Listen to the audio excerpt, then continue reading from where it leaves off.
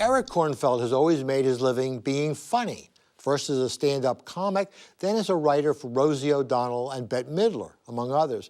But he's also an aging baby boomer, which means that, like so many of the rest of us, he's thinking about the punchline to the story of his life.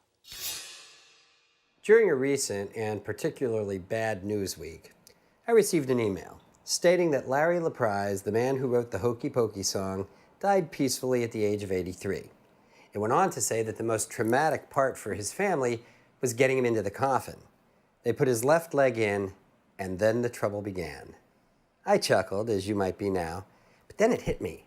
Now, on top of everything else, on top of raising 2 teenage daughters who think I'm really mean and a really, really slow texter, on top of writing jokes for all these people who are way more famous than I will ever be, and I know that because they tell me, on top of paying a huge amount of my monthly income to an ex-wife who hates my guts, and if I'm not mistaken, the rest of me as well, on top of all that, now I have to think about death.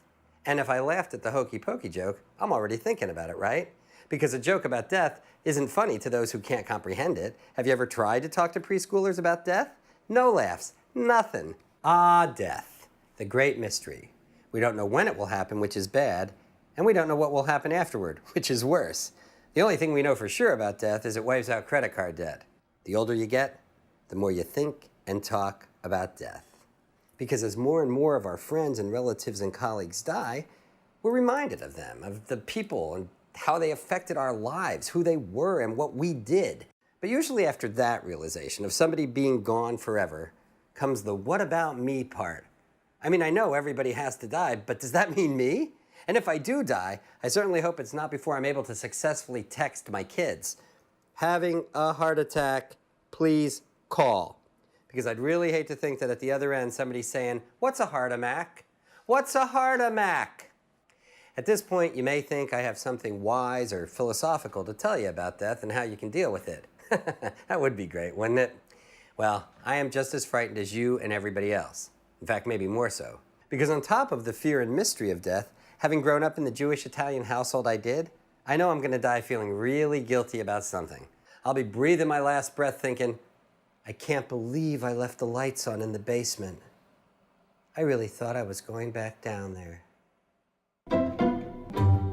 Eric Kornfeld is a former stand-up comic who these days makes his living as a comedy writer.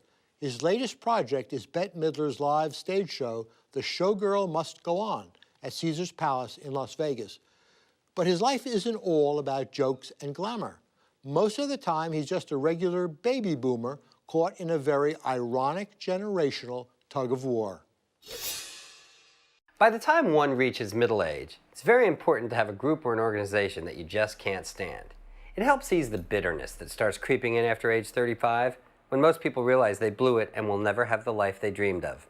Having a group of people to complain about gives you somebody to blame. I personally have 2 sectors of the population I like to blame. I'm too old to be in the first group, teenagers, and too young to be in the second, senior citizens. It's a dilemma.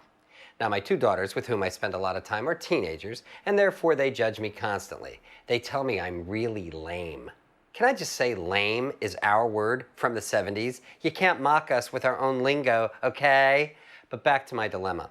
Just when I decide that nothing could be more annoying than teenagers, I find myself at the AMP getting hamburger buns on Labor Day, when all good Americans are hosting a picnic.